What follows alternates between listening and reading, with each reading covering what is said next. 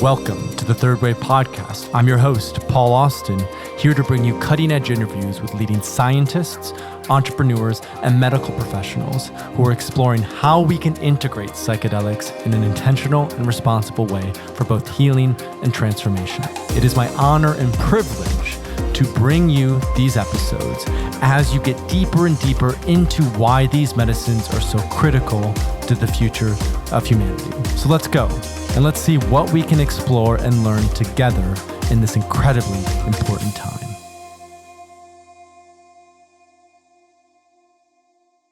The Third Way Podcast is brought to you by Magic Mind. Do you want more creativity, flow, and energy in your day-to-day routine? Then go to magicmind.co and get the 2-ounce shot that contains 12 magical ingredients scientifically designed to improve your productivity. I've been using Magic Mind over the last couple months. It has replaced my morning coffee. It has matcha, lion's mane, and a number of other nootropics, and I can't say enough about it. It is so useful. So if you're interested in Magic Mind, go to magicmind.co and enter promo code THIRDWAVE to get 10% off and try it for yourself. As longtime listeners know, yoga and meditation have played a huge role as complementary practices to my own responsible psychedelic use. And that's why we're excited to be working with Half Moon Yoga as a partner for the podcast. They carry everything from basic yoga supplies to more advanced things like bolsters and sandbags to meditation cushions that are super comfy to sit on. And right now they're offering a 15% discount to Third Wave listeners with the promo code THIRDWAVE. I'd encourage you to check them out at shophalfmoon.ca if you're looking for tools to support your yoga or meditation practice. So folks, we've got a weird one for you today. It's with Dr. David Luke, who I first met at the Beyond Psychedelics conference in Prague in 2016. David moderated a panel on microdosing, high dosing, and everything in between. It was me talking about microdosing next to Kalindi Ai, who's literally in like 30 grams of psilocybin mushrooms. And David just brought his very open, honest, warm, energy to that space and got a chance to know him at that point. And so when I went back to the UK in late 2019, I went on a little podcasting interviewing tour where I also interviewed Ben Sessa, which is an episode that was out a couple weeks ago. I went out to the University of Greenwich, which is where they host Breaking Convention every year, and sat down with David in a little side area. And we just got to rap on parapsychology, exceptional human experiences, some of the on-the-ground research he's doing with DMT. We talked about, some of the books that he's authored and edited. We talked about how shamans can influence weather patterns. There's all of this sort of transpersonal and just out there stuff that a lot of people see as being, not scientific. Yet David has a Ph.D. He teaches at one of the most prestigious universities in the UK. He's written and published a number of books, so it comes from a source of true credibility. So I think more than anything, you will find this conversation to be enlightening. There will probably be a few new things that come into your awareness about the credibility of parapsychology and PSI, extrasensory perception. So this is going to stretch some boundaries for many of you today. And I'm really, really excited about that because the way that David talks about this, it's easy to get. So without any further ado, I bring you Dr. David Luke. So I'm sitting here with David Luke. We're at the University of Greenwich. David, welcome to the Third Wave Podcast. Hey, thank you very much, Paul. Nice to be here. Yeah, I'm glad we could work this out. So I was hanging out with Ben Sessa last night. Nice. And Chloe, his girlfriend. And we were talking about, I forget at this point what we were talking about, but somehow Datura came on. Because I mentioned, I'm going to see David tomorrow. We're doing an interview. He's like, you got to ask David about his Datura experience. I can't give you any right now. You can't. No. Imagine that, a podcast on Datura. I don't know if that would be a whole other story, wouldn't it? Yeah. Yeah, that stuff's super interesting. I highly do not recommend this to anybody. What is it to start with, just so that our listeners have a little bit of context? Well, it's kind of loosely in the psychedelic family. It's usually classified as a deliriant.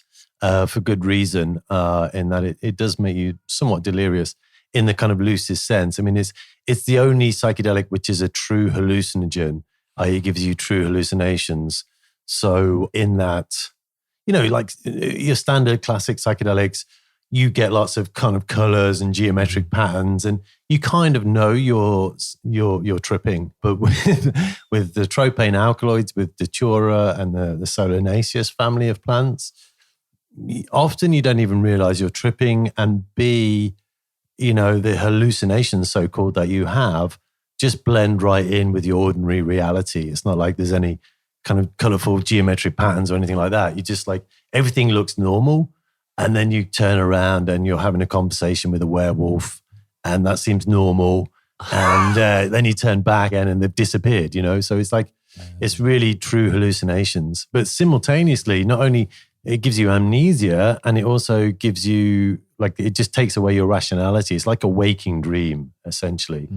So yeah, I mean, I've had a few weird scrapes with it myself. That's datura. That's Solanaceous. Would you mind going into one of those weird scrapes was, or like, what were those experiences like? But of course, I love nothing more than talking about my really kind of deranged psychedelic experiences. So on this particular occasion, I mean, I've actually had a few encounters with datura, particularly with actually Floripondio, Brugmansia, tree datura. But on this occasion, I wasn't expecting it. I was been at a conference I'd organized in Brazil. And as part of this conference, we'd organized this like a journey into altered states with local indigenous groups and transpossession cults and things like that. And this was at the end of a very long weekend. And we went to these indigenous group, the Guarani, and for a tobacco ceremony, supposedly. And at some point during the ceremony, they passed around this herbal drink. So nobody really even knew what was going on. They thought it was tobacco ceremony. And then, 25 delegates from a conference all tried getting back on the minibus to go home. And nobody really remembers exactly what happened. But there was a lot of very kind of delirious people. It came to the next morning, and I was kind of trying to piece together what had happened with some of my ex-students who had come to join us. And, it all got very, very weird. There was all manner of strange things happened on the minibus, which I could talk about for hours. But, probably the weirdest thing was that two of my students were like, did you see the little man running around the fire in the Indian's hut? And I was like, what? No, what little man? They were like, he was like, about 4 foot tall. He had huge, dark, almond-shaped eyes and a kind of weird grin. He looked about 300 years old. And I was like, what? And then they showed me, like, one of my students had drawn a picture. She was quite a good artist, and she'd drawn a sketch. And I was like, the moment I saw it, I suddenly remembered my experience on the minibus of seeing this little wizened old lady a few seats in front of me with kind of, huge almond-shaped eyes. She looked about 300 years old and had a kind of smile from ear to ear. And I was like, oh my God, I didn't see him, but I saw a woman look just like him on the minibus. So there was this kind of like a sense of these kind of collective hallucinations as well, which kind of takes it into a whole new realm of the extra weird. I mean, it's one thing when one of you's having true hallucinations, but when 3 of you are having true hallucinations, I mean, how true is that, right? I mean, it takes you to a whole nother level of intersubjectivity and kind of ontology, and how do you even begin to explain that? Well, this is what you've been researching, though, not with datura specifically. Your career is really, at least when it comes to psychedelics, like exploring the extra weird and the extraordinary and sort of the parapsychological kind of like just the weird shit that can happen when people do psychedelics together, right? Yeah, absolutely. I mean, I guess you could class that experience as research as well, but it was more kind of unexpected and spontaneous. But yeah, essentially that is my area of research. What are the nature of these experiences? How true are these hallucinations? And what is the nature of subjective experience? I mean, the whole nature of hallucinations, this whole label we give these experiences, it's kind of like an explaining away of the experiences. It's not an explanation. It's like a dustbin, like a wastebasket term, which we can like throw these experiences into so we don't have to explain them. My research has been, okay, let's look at these experiences at face value and see if there's any validity to them. What is the nature of hallucination? And is it more than just this wastebasket term of hallucination? So looking at shared visionary experiences of telepathy or precognition and all this kind of stuff, and seeing, is there any validity to it? Well, and that's pretty different than the standard psychedelic researcher, because a lot of the things that are going on right now are like, can we treat depression? Can we treat PTSD? We've talked about microdosing for creativity, which I do want to get into that because I know you were on the first double-blind placebo-controlled study for microdosing, but there are very few people doing what you're doing. Why do you do this? Like, what's your interest in it? Why did you start to get involved in this sort of like out there exploration? That was always my interest. I actually kind of went away to university to study psychology to try and understand the psychedelic experience. So it's not like I started off as a scientist and then suddenly got interested in psychedelics. I was always interested in the psychedelic experience and weird experiences. And so my whole career has been kind of going down that path, like trying to understand these things ontologically, really. So I had a whole bunch of experiences as a teenager, exploring my own neurochemistry and wanting to kind of have a deeper understanding of that, and being kind of woefully disappointed when I kind of arrived at the academy, or kind of bright-eyed and bushy-tailed, expecting to find answers. And 3 years of a psychology degree doesn't really tell you very much about the super weirdness of a psychedelic experience. So I was kind of forced to have to do a PhD and take my own direction with it, really. And I still don't have any answers, but at least I'm beginning to ask some of the right questions, I think. I'm sure there are a lot of weird things that you've experienced or that you've researched. If we just had to boil it down to like 3 of the weirdest things that you've either experienced yourself. I mean, we already maybe talked about one of them with the datura, that you experienced yourself, or that you maybe researched, or that you're interested in. What are like 3 maybe stories or anecdotes that really kind of explain your interest in all of this? Okay, yeah, that's a good starting point. I mean, a shared visionary experience is one, obviously, or shared hallucination. And that's one of my current projects. I can tell you about more of that in a moment. Maybe one of the others is like synesthesia. I had an experience in South America on 5-MeO, DMT, where not only did I kind of see sounds, but became and tasted them, and your whole body becomes like everything is like one kind of free-ranging synesthetic experience. So that's been one of my other research interests. And I guess the other one is one of my main kind of research-directed interests has been precognition, or psi, which I've looked at a lot experimentally, both with psychedelics and without. So I guess those kind of things. What is precognition? I knew you were going to say that. I always say that. No, so precognition is the kind of technical term we use in parapsychology for those experiences whereby you have a grasp of some future event without recourse to inference. So you have a kind of experience of knowing, or having experience of something which then occurs without there being any logical reason or use of ordinary sensory apparatus or deduction or inference, for having that insight into a future event. So basically, it's when everything else is ruled out, the only possible explanation can be is that you've somehow received information from the future, or there's been a kind of retroactive event. The usual stuff, the everyday stuff. The usual. This to me is what's so fascinating about the psychedelic space in particular. It's like you have the ultra weird or abnormal or things that are very out there. In fact, Breaking Convention does a great job of doing this. The conference that you've co-founded and helped to do. It's like you have everything from salvia spirits to neuroimaging of the brain. What is it about psychedelics that can put us into an altered state to actually access some of these, extrasensory, ESP, whatever else it might be? Let's assume, first of all, that extrasensory powers, or psi, or whatever you want to call it, precognition, is a real phenomenon. I think there's a good evidence out there that it should at the very least, be taken seriously based on the kind of experimental literature. What we know is that it's not so much like the psychedelics create a special kind of altered state, is that all altered states are conducive to these kind of experiences and phenomena too, not just experiences. So probably one of the most commonly occurring precognitive experiences is in dreams. So dreams are a royal road into your own subconscious processes, into your own unconscious mind, and psychedelics take you to some pretty similar spaces. So it's when we kind of move beyond our normal state of consciousness into these other realms that we delve into our unconscious, that we have a richer kind of access to something that seems to transcend time and space quite often. And that's when, most spontaneous experiences occur: dreams, psychedelic experiences, meditation, hypnosis, whatever it might be. I don't know what's specific to the psychedelic experience other than it gets you into an altered state. Let's go a little bit deeper into that. What is it about opening up the unconscious or the subconscious that then makes these experiences possible to understand or study or basically have? Yeah, that's interesting. I'm not entirely sure I know what the answer to that is, other than just looking at the data. The altered states are conducive to it.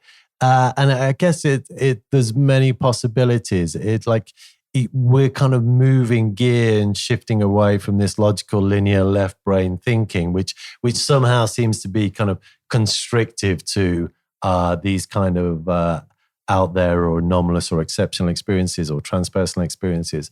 So it is something about shifting into this more associative, uninhibited, freewheeling, freer thinking, free associating, subconscious kind of realm, which allows you to perceive these kind of this material, in a fresh way. You're much more in the kind of symbolic, mythological realm, which is the language of the dream world, and also the language in which Psi seems to operate, most compellingly. I could say that. I don't know, in a kind of more mechanistic way. I mean, you can try and pin it down into a kind of logical linear left brain kind of mechanism, but beyond that I don't really know. What we do know is that this kind of right brain dream subconscious state is just more conducive to the transcendence of time and space and these more mystical experiences. You try having a mystical or psi experience with your left brain fully turned on when you've got your full analytical left brain, ramped up to the max. It just doesn't really happen. Before the podcast, I was reading through the book that you recently published and edited, The Divine Mysteries of the Feminine. And I read in the introduction something along the lines of kind of patriarchal or male is about like being in the light, being quantitative, being analytical, seeing everything. Whereas kind of what I'm hearing from you is like a big part of these experiences is sort of the femininity of it, the mystery, the darkness, the not trying to figure it out, so to say, but just being open to whatever may occur. Yeah, there's certainly like that. I mean, like the left brain. Okay, this is a kind of very right brain way of talking about very kind of, these aren't hard and fast rules, these categories between left and right and male and female and feminine and masculine and all the rest of it. But that's a very kind of left brain answer to that. But yeah, I mean, you can think of it in terms of like mensuration versus menstruation, for instance. Your mensuration is the act of measurement, which is a very like masculine thing to do, as menstruation is a very feminine act. And it's maybe poetic or not so accidental that we have this kind of confluence of these two terms, right? There are these just kind of like archetypal ways of thinking, I think. And the more porous mind is more kind of open and fluid to these kind of experiences of a transpersonal nature, I would say, without being too hard and fast about it. So from your perspective, why is it important that we study these experiences? Why is it important that we understand transpersonal experiences, or we understand sort of, psi experiences? Why does that matter to you? If nothing else, to give us a kind of another perspective on the nature of reality, right? I think just using your logical mind the whole time can get us into all kinds of problems. It's really super handy for all kinds of stuff like technology and science and, fixing things and kind of everyday material world problem solving. But it's pretty awful about kind of understanding our deeper nature, perhaps, or finding kind of meaning or connectivity. Those things lie in the kind of more associative mind. And I think the danger is we become divorced from our own mythic self and our own connection with our kind of deeper sense of identity and who we are, what we are as a species, what we are as beings, what's the nature of existence, what's the nature of reality. Those answers aren't forthcoming from the logical linear kind of perspective, I don't think. I think once we delve into those more kind of transpersonal realms, it gives us a new perspective on our state of being. That way, kind of empathy and connectivity lie, which is deeply necessary right now, in our current kind of ecological and psychological, sociological, political conundrum and chaos that we're in. being able to plug back in to kind of the true human nature of who we are. And a particular perspective on that. I don't know is necessarily any one true kind of reality, but it certainly helps to have different perspectives on it, right? We've started this conversation with exploring the really, really weird. And I want to bring us back to that because I feel like that's really the core of what you've studied and, a lot of what you talk about. But especially for a lot of our listeners who are interested in the topic of microdosing, you were also involved in the first ever double-blind, placebo-controlled microdosing study. And you were involved with this as early as 2016 because you had mentioned it at the Beyond Psychedelics conference where we were on the panel together or whatever. And there was a piece about it published in Scientific American, which I'll include in the show notes, about that research. So I'd love if you could just give us an overview of like what that research was and like what it was exploring, what questions it was asking, just, things like that. I wasn't directly involved in the running of the study, but the follow-up of that, we did like a low-dose LSD clinical trial. We were looking at the use of LSD in a clinical context. It was mostly for kind of safety and tolerability of LSD. Indirectly, we looked at kind of, possible applications of that whilst we were doing it. So we were kind of stepping up the dose. We started off with a microdose. We went up to a low dose. There's not too much I can say, I have to say, in that the full results of the study have been embargoed, by the study kind of sponsor. It's going to be a little time till the full data comes out. The only thing we have published so far was the time perception study, which was a kind of collaborative project with a colleague of mine, Devin Terhune, who designed that element of the study. And that's the only thing that's been published from it. There's a lot more. There's way more data. The whole thing was effectively looking at microdosing as a cognitive enhancement amongst the older age population. So the only thing we have any published data on, and the only thing I can really comment on, is the time perception study, which, did find some good effects for a kind of time perception effect, even with a microdose. So even beyond any kind of subjective experience of tripping, there was this kind of time dilation which occurred, which was a kind of really neat little study in that it allowed you to explore the effects of the drug on time perception at a sub-threshold dose, right? So being in an altered state in and of itself will kind of mess with your time perception. So it's like the effects directly kind of pharmacologically on time perception beyond being in an altered state, which was kind of quite a neat way of looking at it. That was quite convenient that we were able to do that. But that's all we could really comment on at this point because it's still embargoed. But other than to say that there were clear lack of kind of subjective differentiation between the different doses, 5, 10, and 20 micrograms at that level. So people really were in a kind of sub-threshold kind of state. And yet there's still some observable cognitive effects beyond the subjective experience. What does that mean? So it's having some effect on the cognitive processes, but not at a level which people can consciously observe, right? Which kind of then aligns with this concept of microdosing being subperceptible or whatever it might be. Yeah. So at those kind of doses, it was below the threshold of perception, and yet it's still having some effects. So, there's some possibility that it may have other cognitive effects as well, Some of that stuff is looked at in the study, but it hasn't been published as yet. So, it's interesting in that it was the first kind of placebo-controlled study of microdosing a psychedelic. And yet it's unfortunate we haven't got more data to talk about at this point. Have you tried microdosing yourself? I'm more of a macrodose researcher. Yeah, I've had some accidental microdosing experiences. But you've never done a gym vitamin sort of for 5 weeks, do it twice a week, kind of journal and nothing like that. No, I'm not. I don't have that kind of possibility for that kind of regime.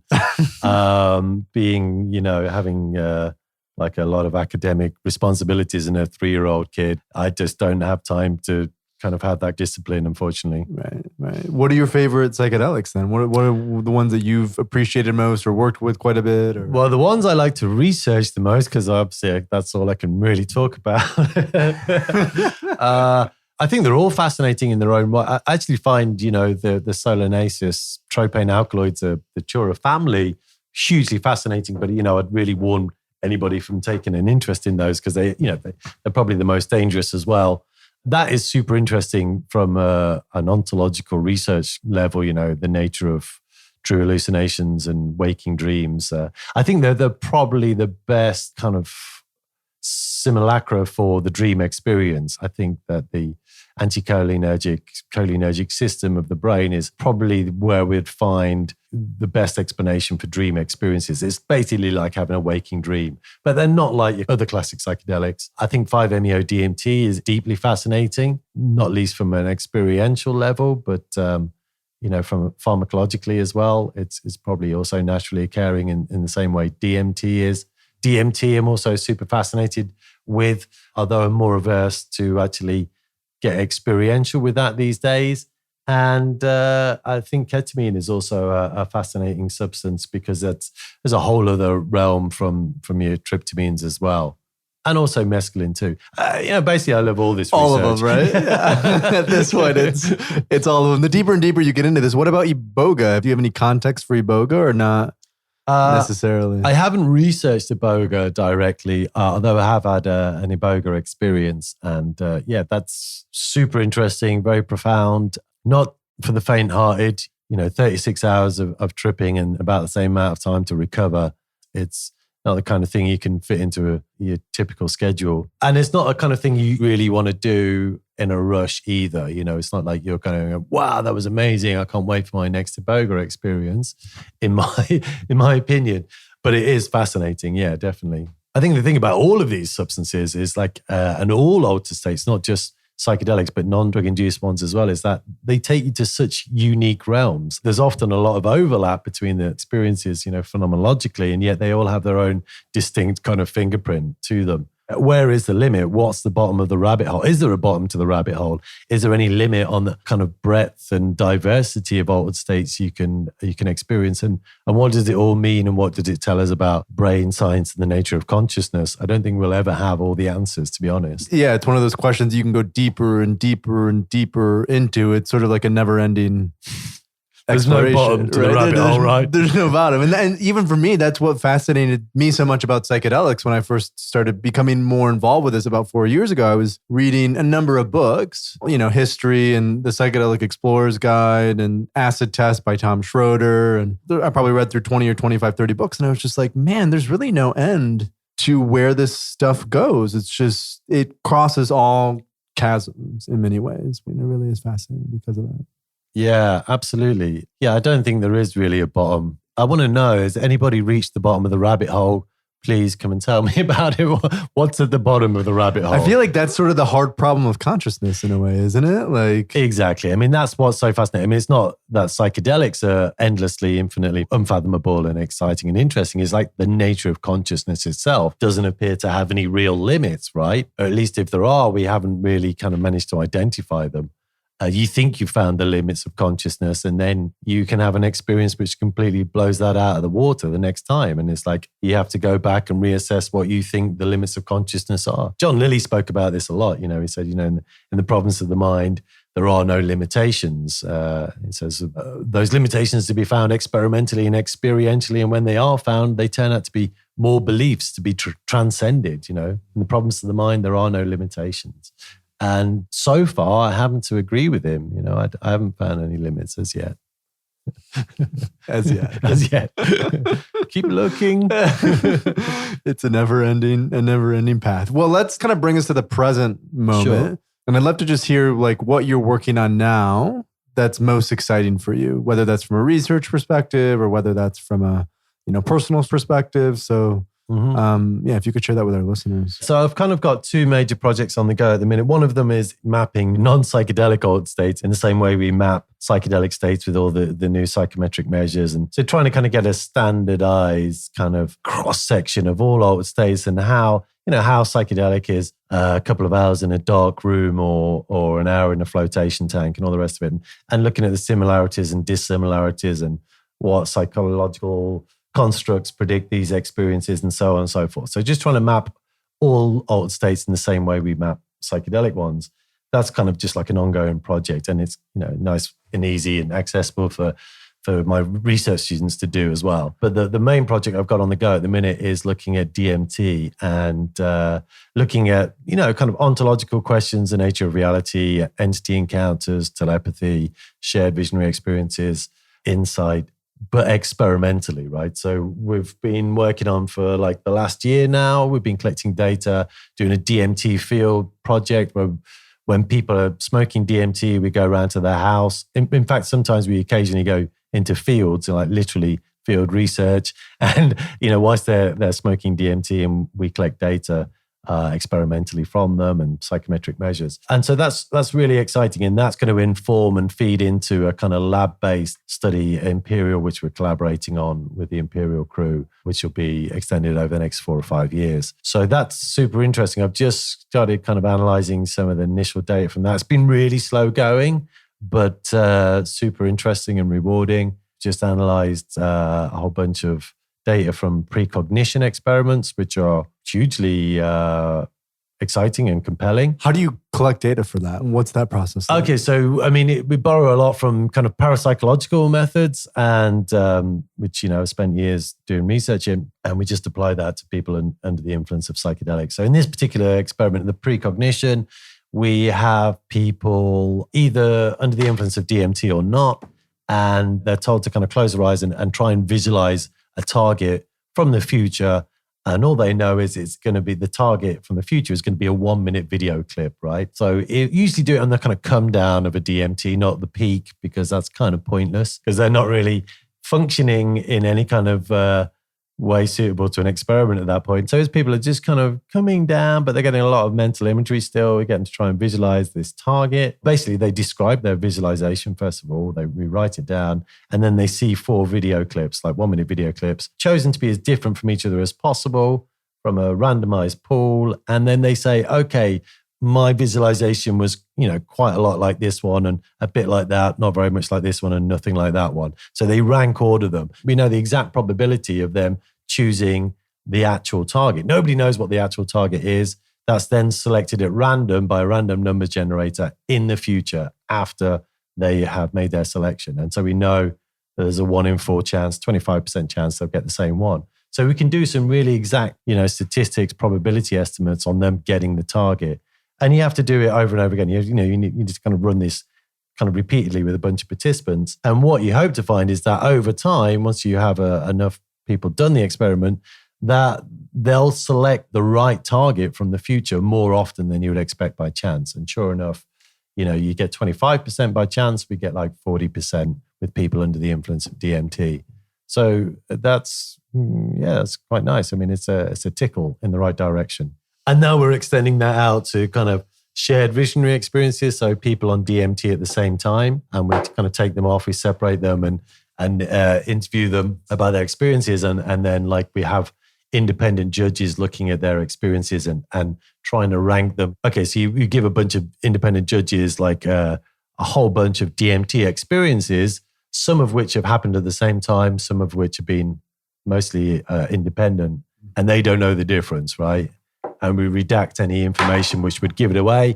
And the independent judges say, okay, these 2 experiences are more alike than the others. And then again, we can apply some pretty exact probability estimates to the possibility of finding those kind of corresponding trips, right? We haven't got around to doing the analysis on that, but some of the initial experiences have been way more compelling than I thought was going to be possible. I thought, I don't think we necessarily get much of a signal here, but I'm really looking forward to doing the analysis on that because I think it's probably better than I thought it would be, to be honest. Can you speak to that at all?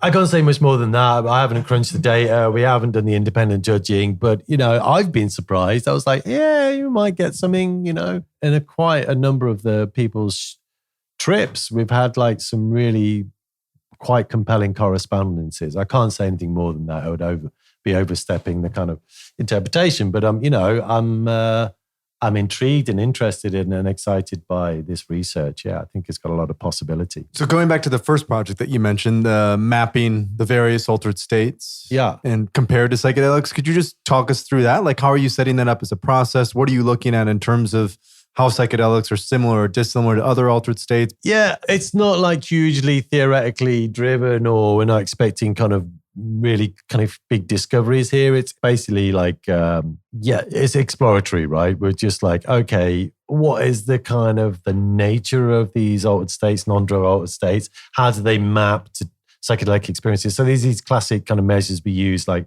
the 11 dimensions of altered states for mapping psychedelic experiences. And it's got a whole bunch of things like, complex imagery, iconic imagery, blissful state, spiritual experience, anxiety, disembodiment. You kind of get a quantifiable measure of each of these different dimensions. And so we're looking at, okay, so how disembodied do you get in an anechoic dark room?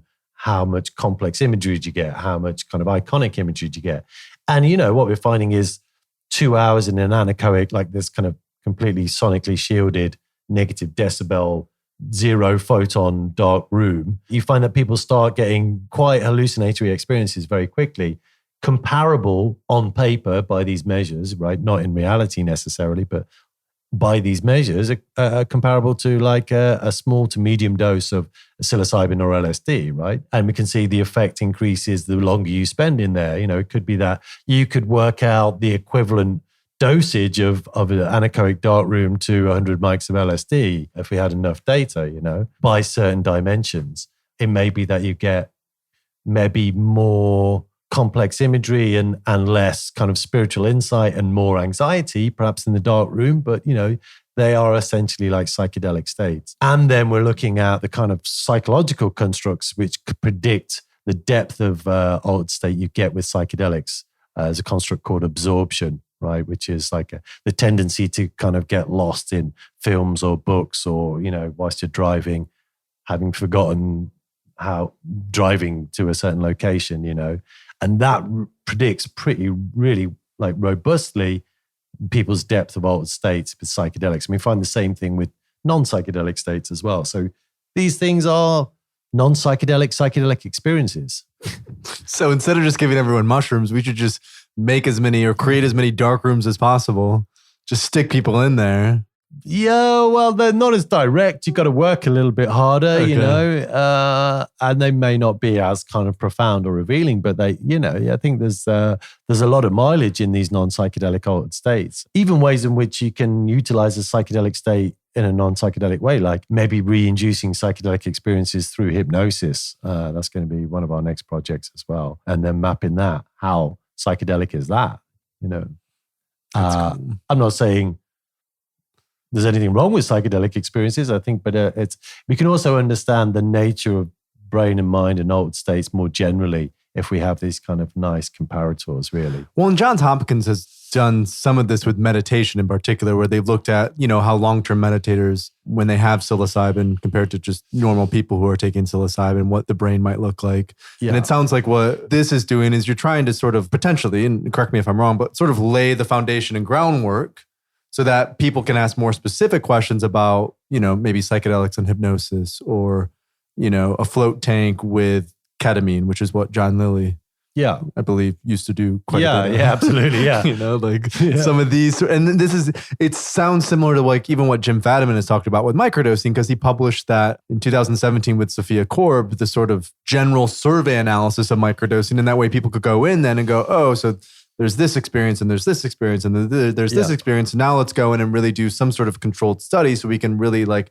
dial in what's happening and why that matters. Yeah, all of that as well. It's like, and getting kind of baseline kind of like across the board categorization. And then we can like begin to ask questions. Okay, so what features of these different altered states are comparable? What is it about disembodiment? What kind of states induce that? Can we say something about the underlying neurochemistry at work in non-psychedelic experiences based on what we know from psychedelic experiences, and then begin to understand, specific phenomena of altered states, what induces sense presence, what induces body experiences, what induces entoptics, these kind of geometric patterns people see. And why do we get those more in psychedelics and not in other altered states, and so on and so forth. So just kind of like mapping the whole goddamn terrain, not just the psychedelic experience, but the whole realm of altered consciousness.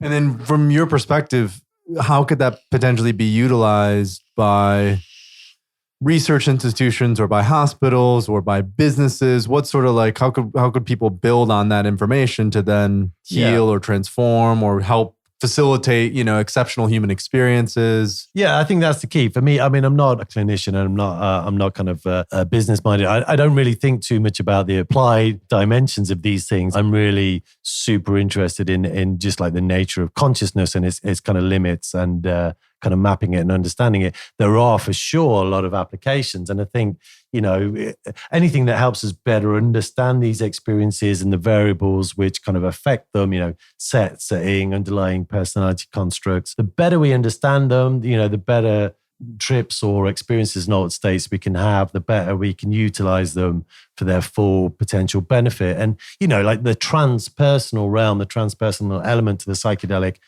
experience and other altered states is what gives rise to exceptional experiences. And those are the things, that's where part of personal transformational gold lies, is that, people who have these transpersonal experiences tend to have the best outcomes from these kind of interventions, from psychedelic therapy and so on. So the better we understand them, the better it is all around. And I guess I'm coming from a transpersonal, parapsychological, psychological dimension here, and just the better we map them and understand them, the more uses and benefits we can have. Right. Sort of bringing the right brain into more and more the left brain. Yeah, I guess so. Yeah. Ironically, because, I'm delving into these really right brain regions, but I'm coming at it from a very left brain perspective. I'm a scientist, but I'm very much happy in these kind of these realms of the non-linear, the non-logical. Well, it's sort of like I was reading one of your like descriptions on one of the podcasts that you had done before, and you essentially said that you had studied in the UK for a while, and then you were like, yeah, I'm just going to go to South America to spend time with maybe shamans down there, or, what people are doing with the more, again, right brain stuff. And what keeps coming up for me in this conversation is, what's the guy's name who wrote Jeremy Narby? Yeah, who wrote The Cosmic Serpent, right? And that was really like a look into where science and spirituality, or science and shamanism, meet. That just continues to come up for me in this conversation. It's really like what you're doing is going out into these like outer antipodes of the mind, trying to understand what we can learn from them, and then bringing them back in so that they actually become useful or repeatable, or something that we actually can do something with, rather than just sort of, again, throw away in the waste bin, like you were talking about before. Yeah, absolutely. I mean, there's lots of different approaches and endeavors, and these are completely transdisciplinary kind of states and substances. Psychedelics touches on everything from hardcore biology, neuroscience, pharmacology to anthropology and beyond, right? And I think we should be kind of approaching them transdisciplinarily. For me, anyway, I think that's where you can wring out the greatest kind of insights, and it's really useful to look at it from this perspective. I'm also interested in this kind of notion of like state-specific sciences as well. It's something that Charles Tart came up with in the 60s, one of the founders of transpersonal psychology. And he was saying like, we should be looking at our intellectual pursuits from different states of consciousness as well. So like doing science in an altered state of consciousness and seeing what we can kind of pull through from these other states of being into our kind of ordinarily very supposedly objective and linear kind of perspective, right? I think there's a lot to be gained from that. I think we can probably learn as much from shamans as we can from neuroscientists, but very, very different things with very different epistemologies and very different ontologies, right? But I think they're all equally valid in many ways. And I think the danger of kind of atomizing or reducing things to one perspective is that we become quite myopic about these things. There is no one particular way of viewing psychedelics or the psychedelic experience, and there's no one particular ultimate reality either. And I think we can learn from the whole kind of broad array of perspectives and get a kind of deeper, richer, broader perspective on the nature of these experiences. And this gets into what we were just chatting about a little bit earlier on the podcast. It's the importance of these experiences and enriching our lives as they become more and more atomized and, disconnected and isolated. It's really the richness and the breadth of these mysterious, awe-inspiring experiences that makes it so wonderful to be human. Yeah, right. I mean, that's the wonderful thing about psychedelics, and there's a kind of, this beautiful new perspective bouncing around a lot about psychedelics, is that, the increased connectivity kind of on every level you look at. So from the biological, the neurological, through the psychological, the environmental, the sociological, into the cosmic, right? They increase interconnectivity between different brain regions. They give you direct access into kind of regions of your own psychology. They increase empathy and compassion and open you up to, different sociological realms. They increase kind of biophilia and eco-consciousness, connecting you up with the environment. And then they give you this kind of sense of connection to the whole universe, which is great. And I guess something you just tapped into and made me aware of there is like, and in the same way as kind of researchers, they tap us into this transdisciplinary realm as well. It's like, you can't just look at these things in a kind of atomized, purely subject-focused way. It also forces you to look at them in a transdisciplinary way, as much as they connect you up across all these different realms of being. They also force you to look at all these different approaches and subjects, as well.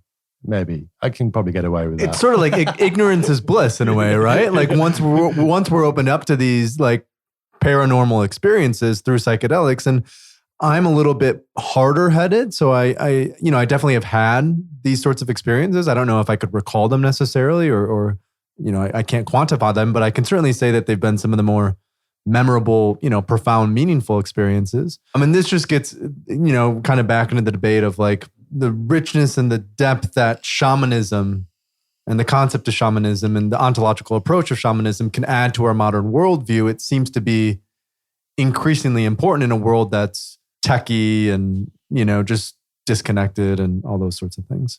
Let's not forget that shamans are probably a community of people who have been using these substances and grown up around them for millennia. You look at the Boradica, the Huicholes in Mexico, for instance, there's evidence that they've been using peyote in that region for the last 5,500 years. And when you go and spend time with them, they're a fully kind of shamanic culture. It's not just like the one guy on the edge of the village is the shaman. It's like that whole culture is kind of rooted in shamanism. And 20 to 30 to 40% of them are shamans. That's their job. That's at the root of their entire culture, is focused around their use of peyote. So that's what a culture looks like when they've been using psychedelic substances for thousands of years. And they're a pretty interesting bunch. They seemingly have very little persona. They live in a constant magical reality. They really are on the kind of more idealist spectrum of metaphysical belief. And it's astonishing to see, and it's a real insight. And I think there's a lot we can learn from that. And we just can't forget that our worldview is acculturated and conditioned by years and years of cultural milieu and how we've grown up and how we've been educated. And it's very easy for us to kind of fall back into that and say, well, our way's best, our ways is right. Look at kind of the advances of technology and science and all the rest of it, and how these, it wasn't long ago we were calling these people primitives, right? And yet you have a psychedelic experience with them, and what you experience is like hyper-technologized. They look like simple peasants eating kind of maize and living off the land in a very simple way. And then the experiences you have, it's just like, it's beyond your imagination. It's like you go off to these other realms, which seem incredibly complex and hyperdimensional and just mind-blowing. And then you look at these guys again in a whole new perspective. It's like, wow, they look so simple. And yet they're kind of like, they're just there, with that experience. They don't seem particularly shaken by that, and we are very new to this table, right? We've only had psychedelics for about 100 years or so. And, but we still have a lot of kind of this colonial Western world developed nation arrogance around it. Like, science is best, we know best. But I think there's a lot we can learn. Well, it's sort of like whenever this topic comes up, it's like industrialization, right? And the drugs that we've always used from a Western perspective in industrialization are nicotine, caffeine, and alcohol, right? And now it's like with something like cannabis, which is sort of that gray area, And now we have psychedelics that are coming in and sort of entering our mainstream cultural milieu. We're sort of shifting reality tunnels at the moment, you know? I think what you're speaking to is almost this wisdom that comes from, you know, sitting in a peyote circle or going to the Amazon and working with ayahuasca or, you know, any other sort of cultural context. There's a lineage that comes with that. And one thing that we're missing from a Western perspective is lineage with these substances. I mean, one can make the argument that, you know, Plato and Aristotle with Kaikion, and, you know, that's a little bit of a lineage, but really are kind of coming back to the Datura thing. One of our main lineages from a Western perspective is sort of the witch's brew and Datura and, you know, like all that sort of stuff as well. So we don't have that context. We've sort of been zupped out of that. You don't see people passing around the flying ointment at Burning Man, do you really? Yeah. Maybe that's for good reason. I mean, the solar naysayers are not an easy trip, you know. But yeah, we are devoid of that lineage in many respects. And you can see like LSD in a way, you know, that's like our kind of shamanic plant medicine in a way. Obviously, it's not completely plant derived, right? It's this kind of semi-synthetic kind of enigma, which is kind of great in a way because that kind of sums up everything we're about in the West in many respects. And yet it doesn't really have any cosmology attached to it apart from what's accrued in the last kind of 70 years or so. Whereas, you know, the traditional use of peyote has a kind of very rich and ancient cosmology. So maybe we're just kind of scrabbling around for our cosmology. That's kind of what's lacking. It's like there is no kind of deep mythological constructs that attach to these things, a deeper kind of more associative kind of dream world narrative associated with their use. We've got a really good kind of linear, like scientific language. And in a way, that is our cosmology of psychedelics. And I never really thought about this before, but I guess, you know, the scientific approach to psychedelics is our cosmology. We've attached this kind of, these very deep mythological aspects to them, but from a very left brain approach, from a very logical linear approach. And maybe that has its own magic and power, you know. Neuroscience is the kind of 21st century psychedelic shamanism in a way. Robin Carhart Harris. Yeah, right? He's our kind of elder psychedelic shaman of the neuroscientific branch of shamanism. So what have you, I mean, you know, you talked about, you've done some field research, you've obviously spent a lot of time in Central America, South America. For you on a personal level, like what have been some of a few things that you've learned from those experiences and spending time with those people that, like, you know, growing up in the UK and you're a professor here at the University of Greenwich, that just isn't, you know, that you didn't get in the West, so to say? I guess if nothing else, you know, traveling and spending time in other cultures, you know, I think everybody should be forced to do some amount of anthropology before they pontificate wildly in their own kind of sphere of research, because, you know, traveling to other cultures and spending time in other cultures is hugely educational in that it shows you what you've taken for granted as kind of human norms are often cultural, right? You know, that they're the result of conditioning and indoctrination into your own cultural mores and laws and doctrines. And when you spend time in another culture, you realize that's not necessarily the fundamental nature of reality. So you can spend time away with the Radhika, for instance, and literally the moment you step into their culture, for me, you know, I was kind of hallucinating elements of their cosmology very quickly without even having taken any peyote, just kind of being in their worldview, their cultural bubble, right? It suddenly gives rise to a whole different perspective on reality, which then enables you to come back and then see your own cultural reality bubble for what it is. You know, our cultural perspective as a really powerful way of maintaining the limits of our own reality, right? We don't live in a magical reality, yet we may be affected by it. It's like so our magical reality is materialist reductionism. It just seems to be a kind of very self-limiting kind of magical reality, right? Well, it's very gray in a way. It's very known. It's very straightforward, and there's not a lot of this mystery on reverence to the very linear knowing approach. Yeah, absolutely. And yet, science has its own limitations. Science doesn't have all the answers. There is a huge amount of speculation. Even the way in which we do science and the kind of answers we can get is determined by the questions we ask. So we only ask questions which fit within our reality tunnel. That's why we don't see much parapsychology, let alone psychedelic parapsychology, because even asking those kind of questions is taboo and an anathema to the foundations of scientism, which is that, there's this kind of materialist reductionist reality. And even to kind of like explore possible alternatives to, brain-based consciousness is kind of like taboo. So it becomes ridiculed, it becomes ostracized, it becomes taboo. And therefore, there's not much kind of scientific attention paid to it. And so we just kind of carry on reinforcing our own particular worldviews about the nature of reality and the brain and consciousness and so on and so forth. Which is why I love what you're doing, because you're looking at the expansion of that. You're looking at integrating new perspectives and new reality tunnels, essentially, so that we have this deeper understanding of who we are. Yeah, I'm giving it a go. Yeah. I mean, ultimately. But as far as I know, there aren't many other people who have made this. I mean, you've made this sort of your focus of research and study in many regards, right? Yeah, no one else is that stupid to kind of... I mean, I've basically committed double career Harry Carey, right? You're doing all right. I think you're doing all right. I'm surviving, yeah, against the odds. But yeah, I mean, when I started out doing this, psychedelic research was taboo and parapsychology was taboo. And I tried looking at the both. Now psychedelics is suddenly sexy within the academy, right? It's kind of got credibility and respectability, and everybody wants to do it. I'm just kind of fighting off people kind of sending me emails wanting to kind of get into psychedelic research.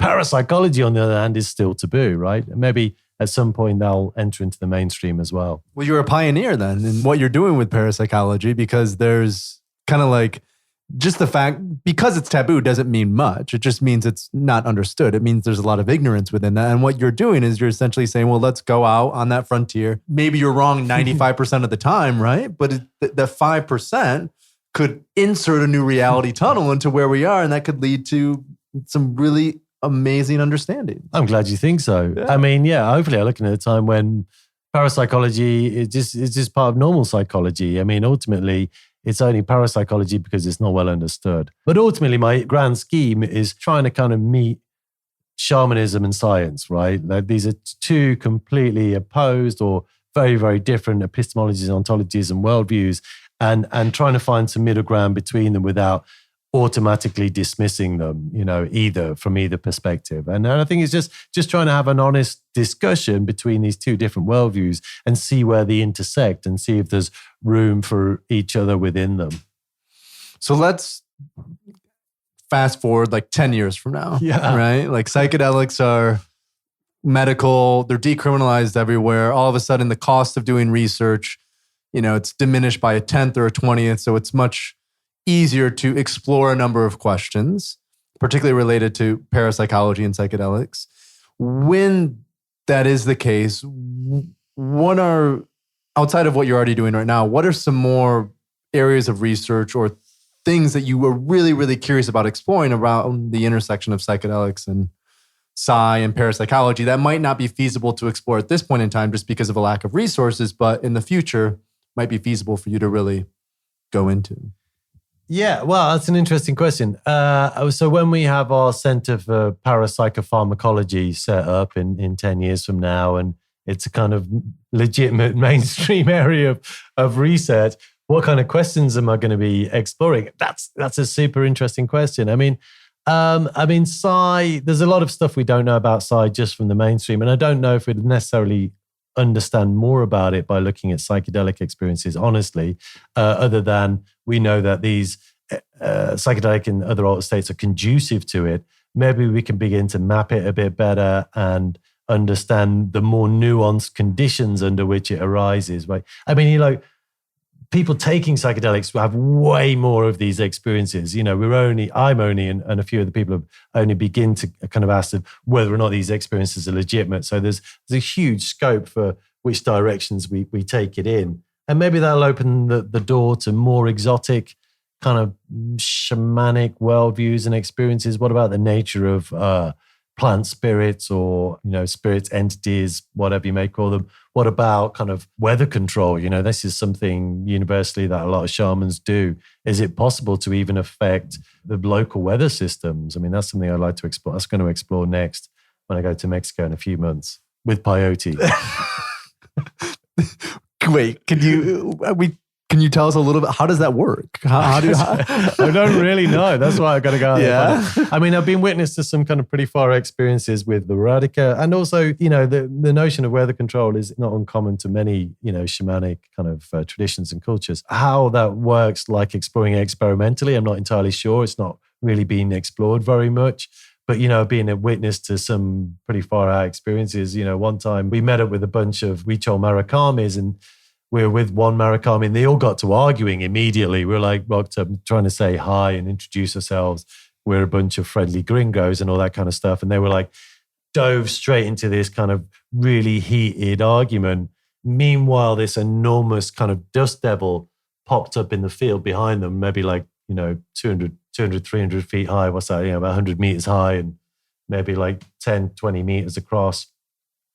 And it started moving towards us, like sucking up all these dry maize leaves. And we're like, oh my God, like that's pretty far out. And the guys, these shamans hadn't even noticed. And we're like, oh shit, it's coming right for us. And at some point it was virtually upon us. And we kind of pointed out to them, it's like, hey, you guys, look behind you. And they turned around and like, a couple of them just basically formed some kind of like gesture with their arms and kind of pushed it away. Like an energetic sort of... Yeah, just like, be gone. Like a Jedi. Yeah, be gone, dust devil. And like, there's this whole thing, this enormous dust devil. I've never seen anything like it, like a mini tornado, suddenly kind of changed direction in the direction they were seemingly pushing it and kind of went round us in a big arc. And then when it gone round us, it just carried on going in its original trajectory in this kind of straight line. And we're all standing, those gringos are like, all standing around going, oh my God, did you see that? Did that really happen? And we're like, meanwhile, like these shamans had just got back to arguing instantly. They were just like paying no attention to that. It's like, yeah, whatever. That's out of the way. Anyway, what was I saying? Blah, blah, blah, blah, blah. The extreme casual ease of like, something simplistic we might do, like just changing tunes on an iPod or something. It was just quite astonishing. And yet they claim to control the weather, So these kinds of phenomena need exploring kind of sincerely and in an open-minded way. Can they genuinely control weather? I mean, no one's really asked those kind of questions. What's the role of peyote in that? There's a lot of unanswered questions. This is fascinating. Okay, last question. Yeah, okay. Last question. This is something I've just been asking a few of our recent guests, and I'm getting some really good responses. And basically, it's the context is a lot of the work that you do, the parapsychological stuff is interesting, but just generally be involved in the psychedelic space. You've been involved. How long have you been doing research and sort of professionally? Like 20 years. 20 years? Yeah. Wow. With psychedelics in particular. Yeah, psychedelics in all states and parapsychology. Yeah, since I started my Ph.D. pretty much like 20 years ago. And now, of course, psychedelics are becoming very trendy. They're becoming very popular. It's kind of a space that everyone wants to get into. It's seen as, great work, inspiring work, useful work. Yet there's also a lot of difficulties and challenges that come with it. And I just want to end on that note in terms of like, for you as a researcher in this field, what have been some of the difficulties and challenges that you've come across doing this work and being sort of a pioneer on a topic that most people have perceived as out there and taboo and sort of, just like not legitimate? It's probably the biggest limitation or hurdle has been my own beliefs about that, actually, and the nature of that, thinking it was so taboo that I'm never going to be able to make a career in it. And that kind of pussyfooting around and gently kind of very quietly moving forward my research agenda, but not wanting anybody to take too much notice. So they all point a finger at me and say, you heretic, you don't belong in the academy. And then as I kind of incrementally, become more and more out of the closet, realizing that actually there isn't any resistance to my particular interests, intellectually or academically. And in fact, people are super interested in this. So I'd say the biggest kind of obstacles and drawbacks have been my own perceptions of the apparent limitations, right? And they don't really exist. So, that would be my advice to anybody. It's like, if you're passionate about something, just go for it, and everything else will fall into place. And I feel like it's a beautiful way to end this, because that, I think, speaks to what we've been talking about this entire podcast, which is that our beliefs are our own limitations to some degree, and that the mind is so expansive, we really only know a very tiny portion of what it's capable of. Yeah, I'd go with that. Yeah. Nice chatting to you, Paul. Well, David, thank you so much for just sitting down and having this fantastic conversation. Thank you for all the work that you've been doing, for all the questions that you ask, for all the out there sort of weird places that you go, both, probably in your own experiences, but also more from a research perspective. I think what you're doing is incredible. It is a very important and will become only more important as you continue to do more research and get more funding, and we have more kind of, I don't know if we'll have more answers to questions. There'll probably just be more questions more to questions, right? Yeah. But the genie's out of the bottle now. The genie's out of the bottle. Absolutely. Thank you, Paul. Brilliant interview. Thank you very much. Absolutely.